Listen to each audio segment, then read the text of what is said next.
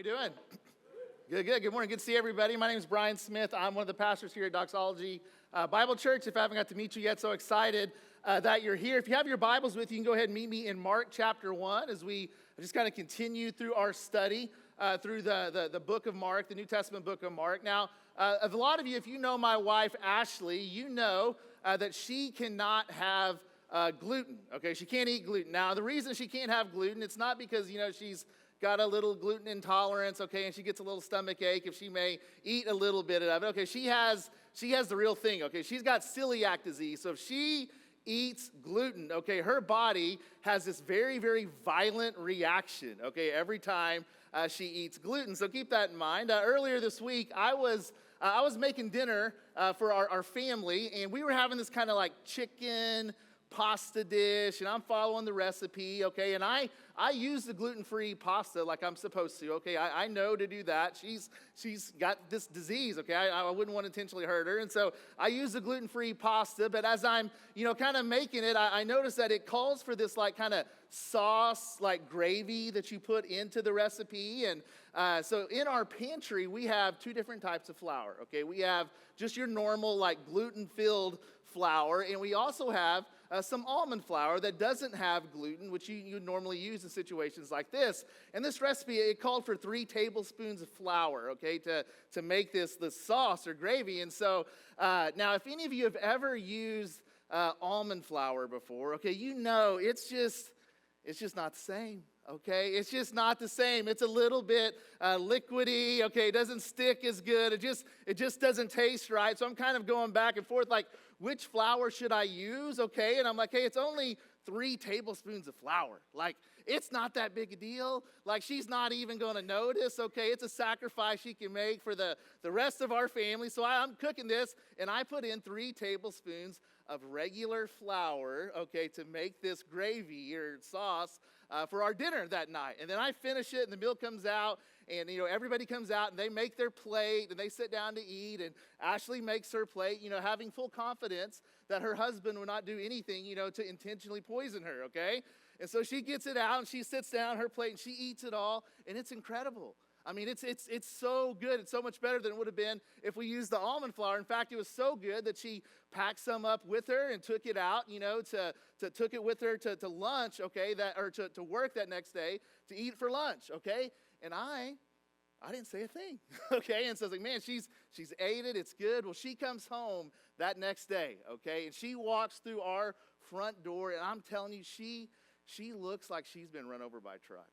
Okay, one of the things that gluten will do to you if you have celiac disease is your joints and your muscles and bones, it gives like incredible inflammation and all of that. So she walks through the door and she just looks like she's been run over. She's like, Bryan, I don't know what happened. Like I must have eaten gluten at some point and I didn't even realize it. And I'm like, I know, you got to watch out for that stuff, babe. Like you got to be careful. You've got this disease that you got to be mindful of. And she's trying to figure it out, what's going on and what's wrong. And she goes into bed and she lays down and she's just kind of running through her head everything that she's eaten in the last 48 hours trying to figure it out. And I walk into our room just to check on her and see how she's doing good. And right about the time I walked in, you could tell she figured it out.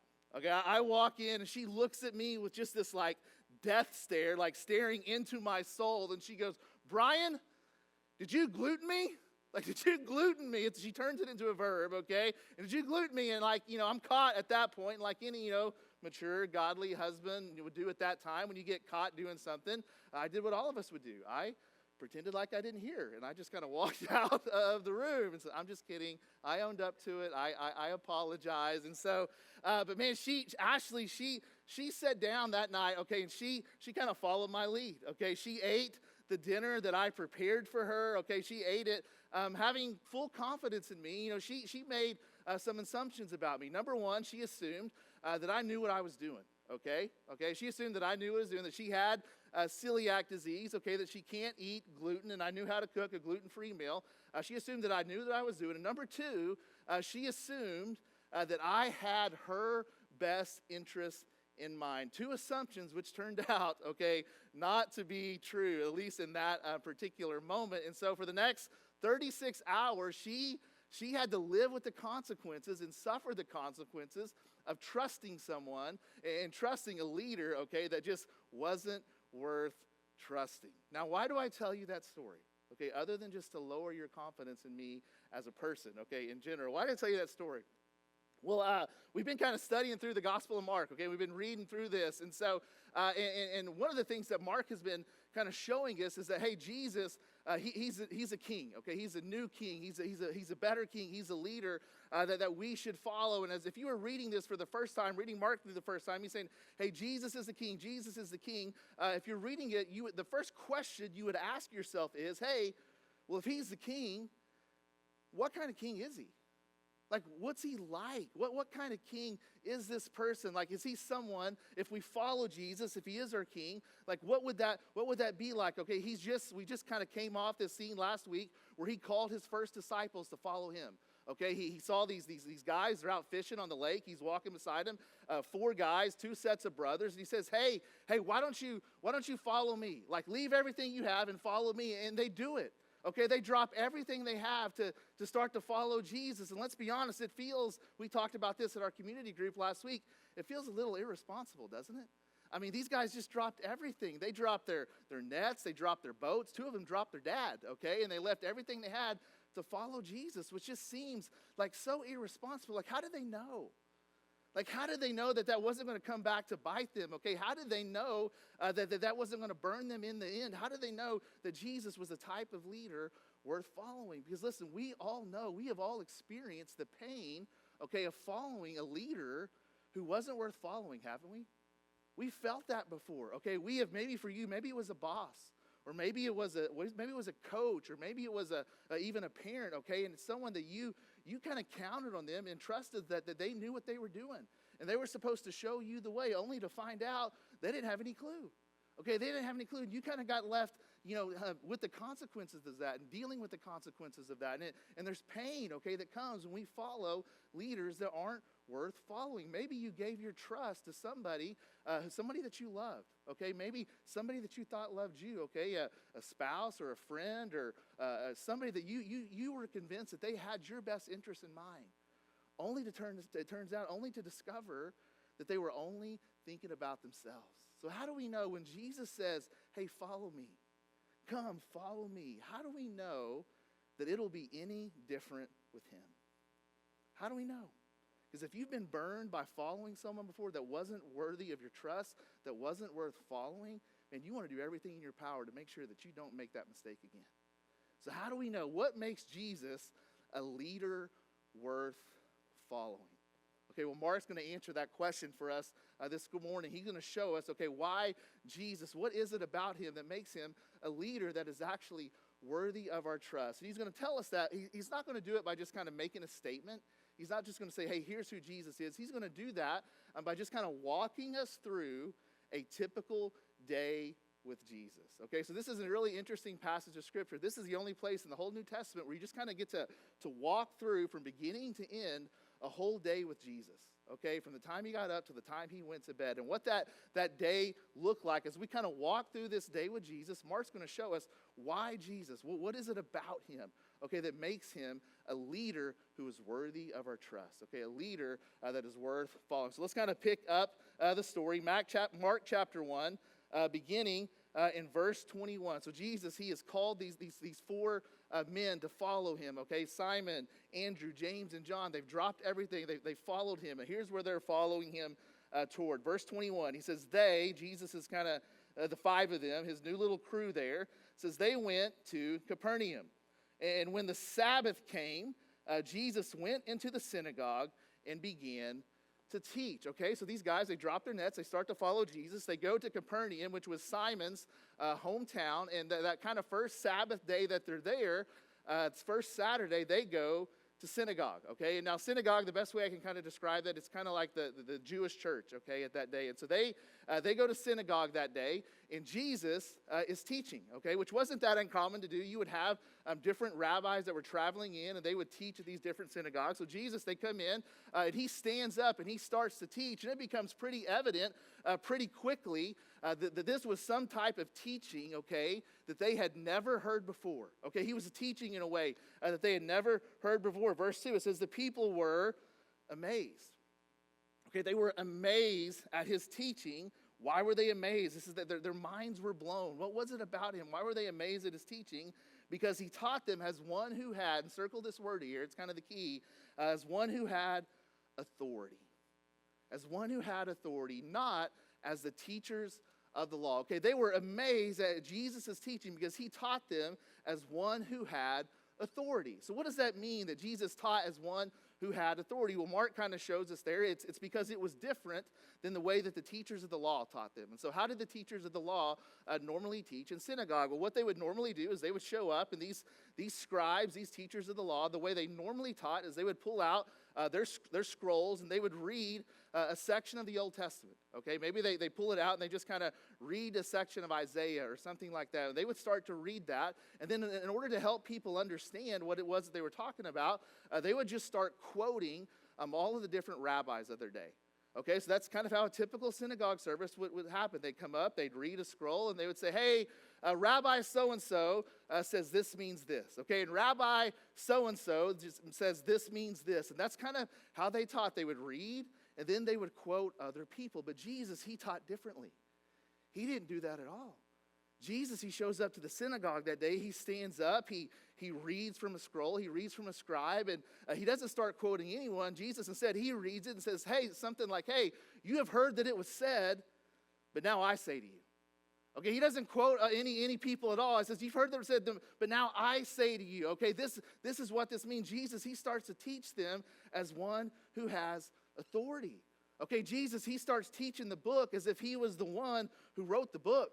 Okay, and they had never heard anything like that before. Anybody who claimed to have that type of authority in what they said, but they didn't have a whole lot of time to think about it. Okay, so it's this new kind of teaching. Ones that's teaching with authority, they're kind of like, wow, that's amazing, but then they get interrupted. Verse 23, it says, just then, okay, in the middle of Jesus' sermon, just then, a man in their synagogue who was possessed by an impure spirit cried out, what do you want with us, Jesus of Nazareth?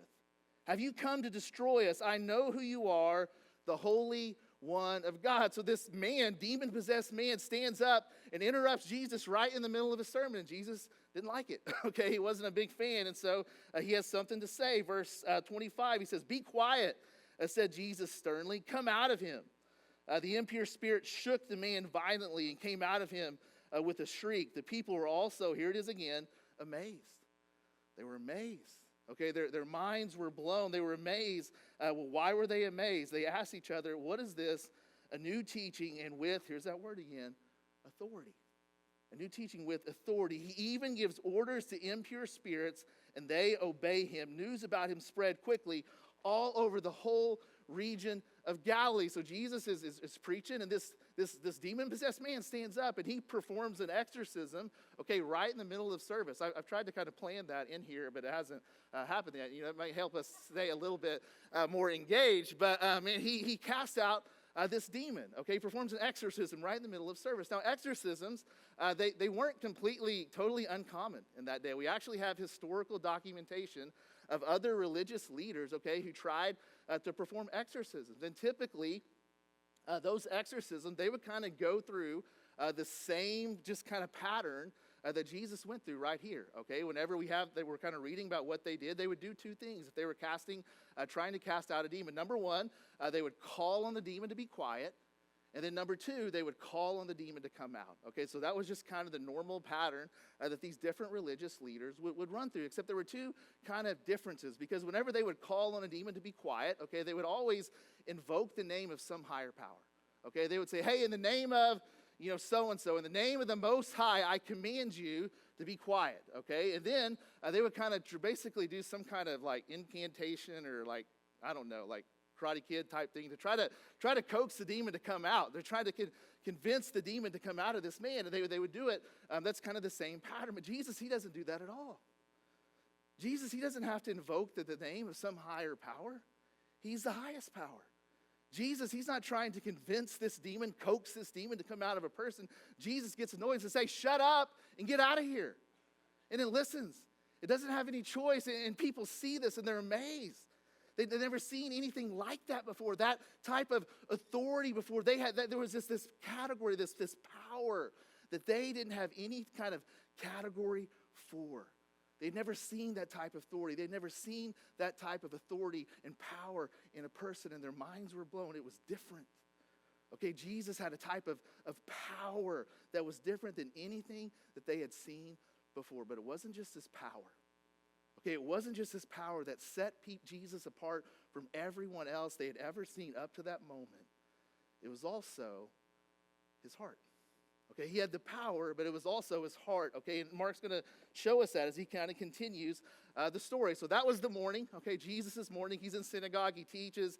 He casts out a demon. And then verse 29, they continue. It says, as soon as they left the synagogue, okay, they went with James and John to the home of Simon and Andrew. Okay, so the typical, synagogue service would have ended around noon. Okay, even back then they knew you had to get out before the Cowboys game started. Okay, and so they kind of do that around noon. The service ends, and they head to Simon's home for what would have been just kind of their normal Sabbath lunch. Okay, their normal Sabbath meal. But when they get there, they discover that something's not right.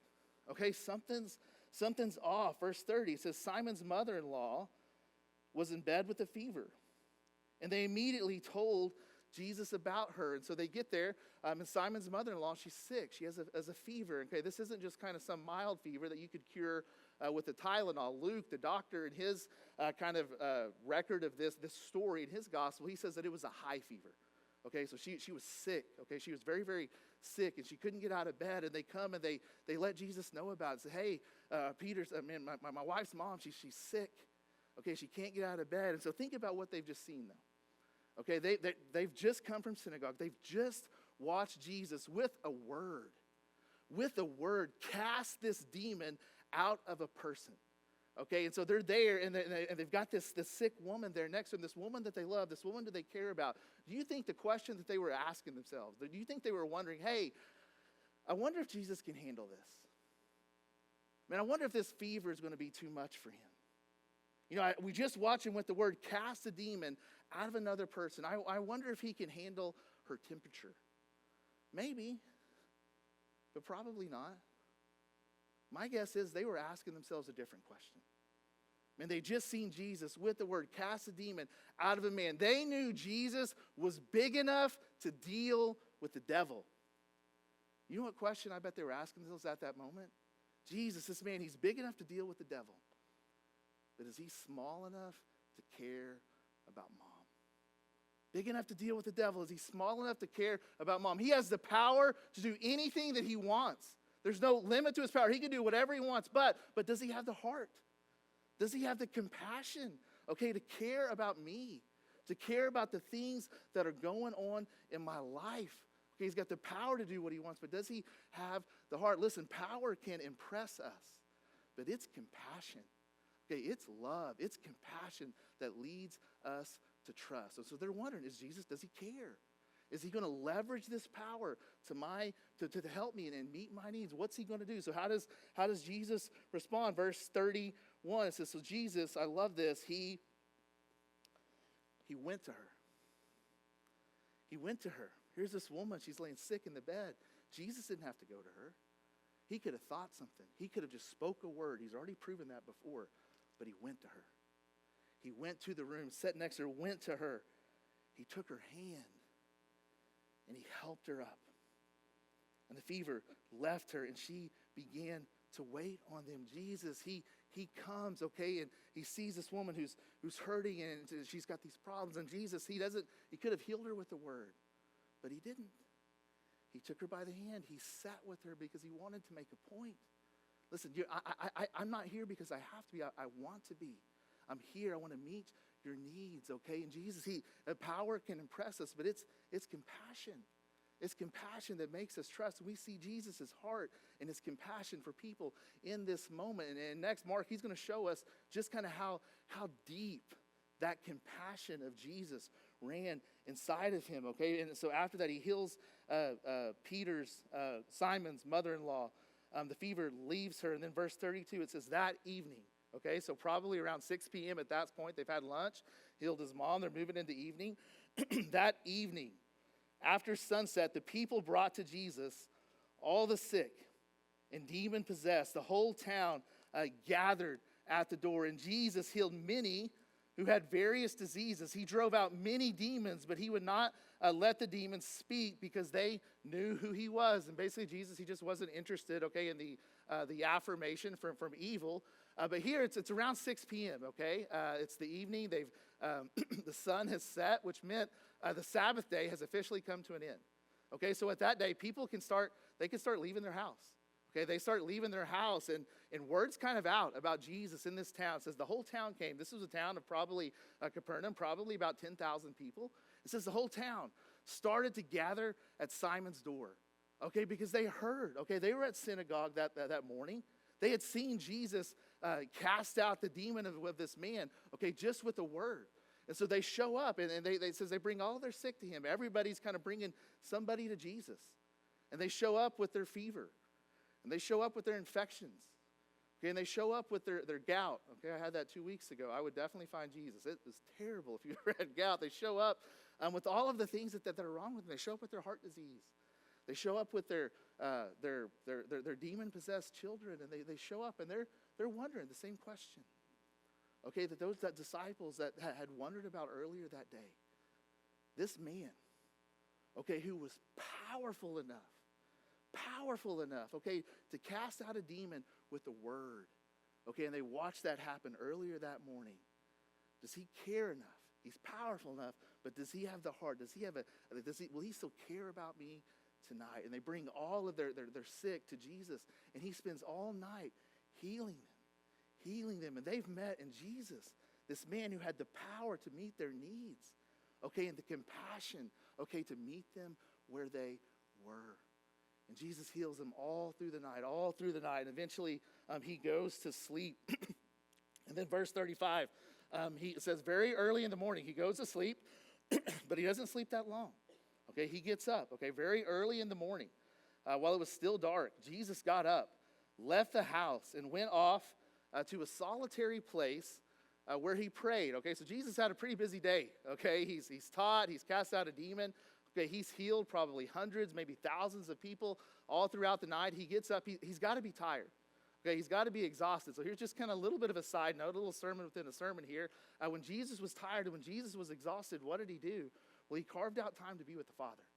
Because he said that he knew that's where I get my power from. That's where I get my refreshment from. He didn't eat a whole pint of ice cream like I did last night, okay? He went and he carved out time with the Father. Listen, if he needed that, how much more do we? I mean, how much do we need that time with the Father to find that power and the strength that we need just to make it through life? But Jesus, he goes out, he prays, he's alone with the Father, but he's not alone for very long because people are trying to find him. Verse 36, Simon and his companions went to look for him. And when they found him, they exclaimed, hey, everyone is looking for you. Like, hey, there's Jesus. What are you doing? Like, why are you hiding out here in the desert? Like, people are looking for you.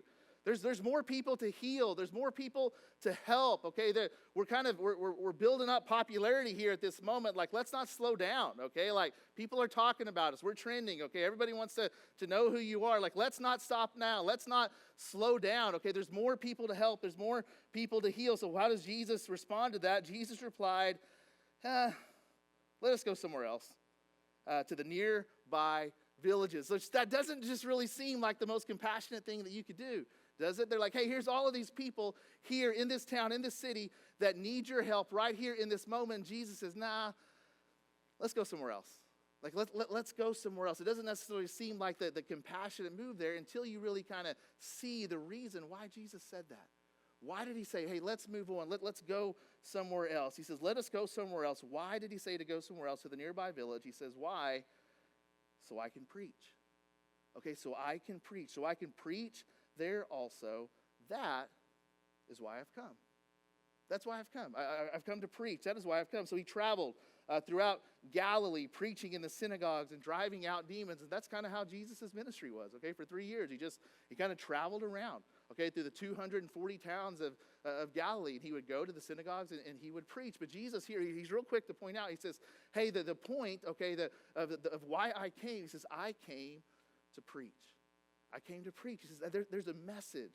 Okay, there's a message that this world really needs to know.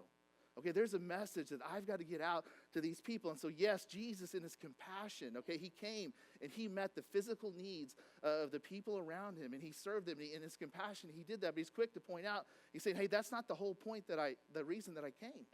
Okay, Jesus didn't just come to be Blue Cross Blue Shield. Okay, that wasn't his purpose. He says, there's a bigger need than that.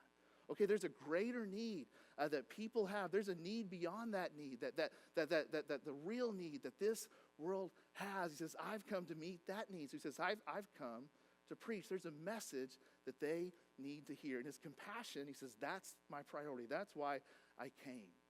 Jesus, he heals all of these people throughout his time here on earth. Hundreds, maybe thousands of people throughout his 3 years. He may have healed 1,000 people that night. So over those 3 years, Jesus, he heals all of these people. He performs all of these miracles. Do you know what is true of every single person that Jesus healed? Everyone that they healed, okay? Every sickness that he cured, every person that he healed, even the people that he brought back from the dead. Do you know what's true of every one of those people today? It's not a trick question. They're dead. They're dead, okay? Because eventually that disease, maybe it came back. That sickness came back, and eventually their bodies wore down, their bodies broke down, and they died. And Jesus, knowing that to be the case, he says, hey, he in his compassion, he meets our need, but he says, hey, in his compassion, he says, there's a greater need that we need to take care of, okay? We need to deal with our sin. Yes, Jesus, he performed miracles and he helped people, but those miracles were always meant to point toward his message, okay, to confirm his message, because we've got a greater need, our sin, that needs to be dealt with, and his message was going to point to that. And so that's what Jesus did. He traveled around. It says he spent the next several years, he traveled around throughout Galilee. He would preach in their synagogues, and he would drive out demons, okay? And so here, as he's kind of traveling along, Mark's going to kind of close out this chapter right here with a story, okay? It's just kind of one of those, I don't know if it was right after this moment, but somewhere along, as he's traveling along, he's going to these synagogues, he's teaching, he's preaching, and he's going to give us kind of one example here that really kind of highlights everything that Jesus came to do. Okay, he's going to kind of close out this chapter with this. Verse 40, he tells us, as Jesus is traveling around, okay, he's going to these synagogues, he's teaching, he's driving out demons, he's performing miracles along the way. Verse 40, it says, a man with leprosy came to him and begged him on his knees. It says, if you are willing, you can make me clean. This man with leprosy comes to him, and Jesus, he's teaching in synagogue, so probably this guy, he approached Jesus at a synagogue, this man with leprosy, which would have been very, very taboo to do, okay? That's not something that you would not normally have done. And this man with leprosy, he comes, and he tracks down Jesus, and he asks Jesus to help him, okay? And I wish I had some time to just kind of go into all the background of leprosy and what it does, but it's a disease, okay, that, there's a lot of physical pain that comes with that disease, but the physical pain was just part of the problem. Okay, the physical issues with leprosy was just part of this man's problem. We can see it here in this man's request to Jesus. What does he say to him? He says, Jesus, if you are willing, he doesn't say, hey, you can make me healthy. He doesn't say, Jesus, if you are willing, you can take away my disease. You can take away my sickness. What does he say there? He says, Jesus, if you are willing, you can make me clean. You can make me clean. And there's some kind of religious connotations to come to that, okay, that come with that, because leprosy in that day, okay, a lot of time it was this disease that was associated with our sin, okay? And if people if they saw somebody that had leprosy, they would have viewed them as someone who was setting under a divine punishment. Okay, they're punished by God, okay? They would have been separated from people. They would have not been allowed to go to the temple even to worship God. And so this man, he comes to Jesus, and he's not just looking to get, to feel better. He's coming to him, and he says, hey, Jesus, will you deal with my bigger issue? Jesus, will you deal with the thing that, would you deal with the thing that is causing guilt in my life? He's saying, Jesus, would you take away my shame? Jesus, would you take away the thing that has separated me from society, that has separated me from all the people that I love? Jesus, would you take away the thing that has separated me from God? Jesus, if you are just, I know you're able. I know you can do this. I'm just not sure if you want to. Jesus, if you are willing, would you make me clean? Would you make me clean? Would you restore me to people? Would you restore me to God? Jesus, would you make me clean? Are you willing? And so what is this? This all-powerful Jesus, this compassionate Jesus, when this man comes to him and says, Jesus, are you willing? What does Jesus do? How does he respond? Last couple of verses right here. It says how does he respond to this man? It says Jesus was indignant. Jesus was indignant. Now, this is the New International Version, okay? It's a Bible that I read, that I preach out of. It's a good version of the Bible, okay? I like it. I have some confidence in it. But this is one of those places where I think they got it wrong, okay? They just translated this wrong. A lot of you probably have a translation of the Bible that says Jesus moved with pity, okay? Or Jesus moved with compassion, okay? And I think that's probably, everybody else translated it that way except for them right here. So just think of it that way. Jesus moved with compassion. Moved with compassion for this man. What does he do? It says he reached out his hand and touched the man. And he touched him. Just like with Peter's mother-in-law. He didn't have to.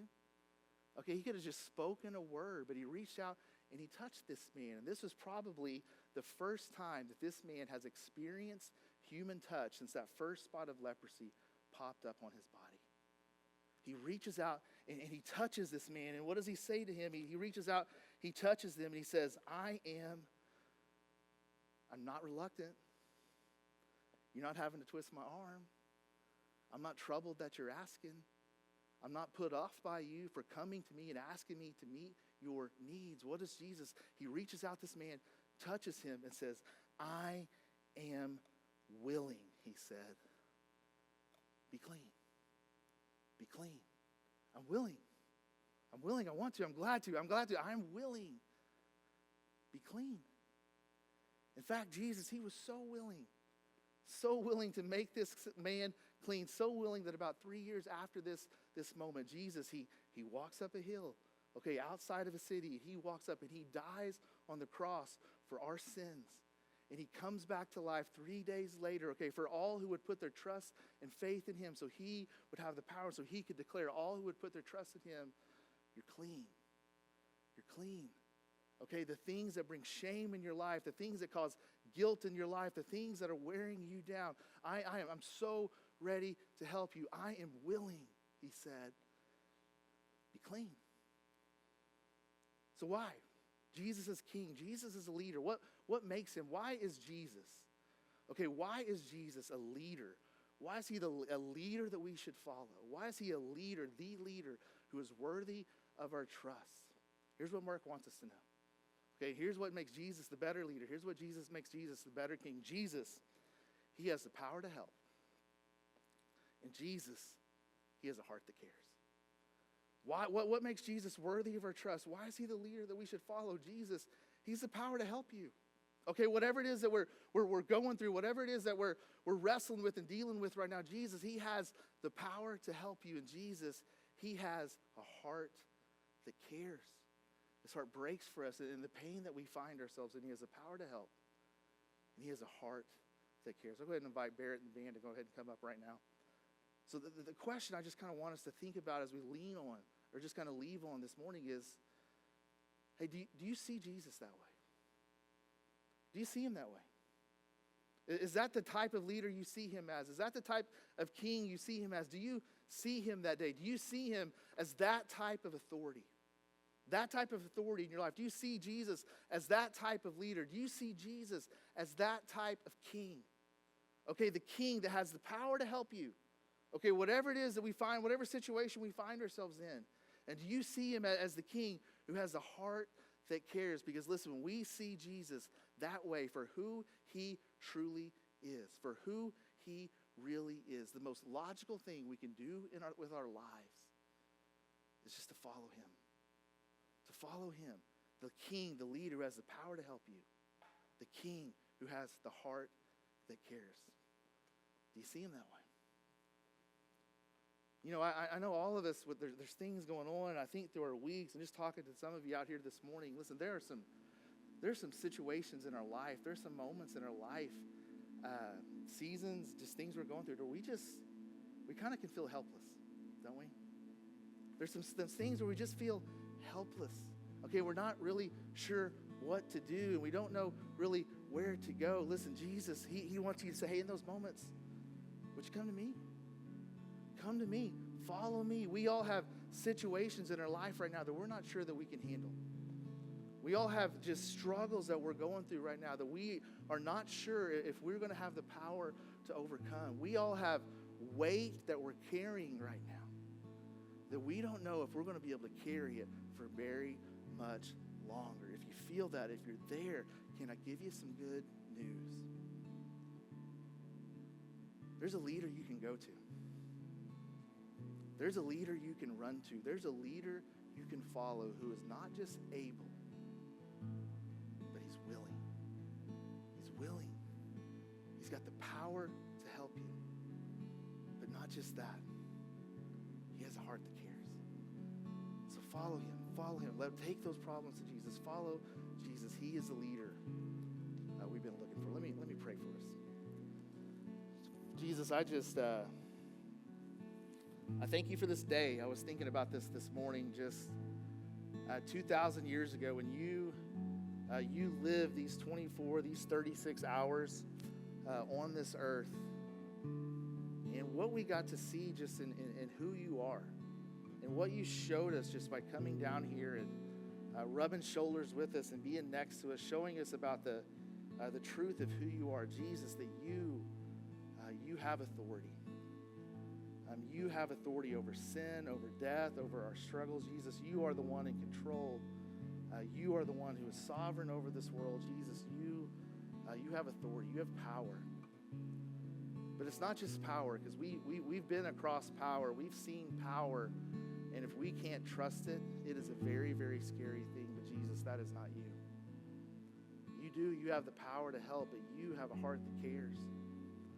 And you look at our needs, and you look at our pain, and you look at people who can't help themselves, and rather than turn away in disgust, and rather than just say, hey, why don't you figure it out? Jesus, you came to help.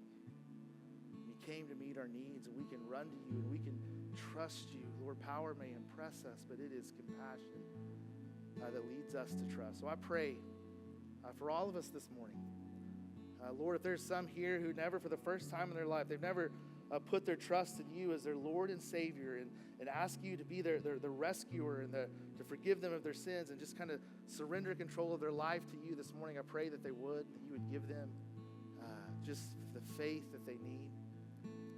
And Jesus, for all of us, if we've been following you, I pray that you would renew our confidence in your character, that you would renew our confidence in your power and who you are, and that we can trust you. I pray that we'd run to you, pray to you, take our needs to you. I pray that we would follow you, Jesus. We love you. And it's your name that we pray.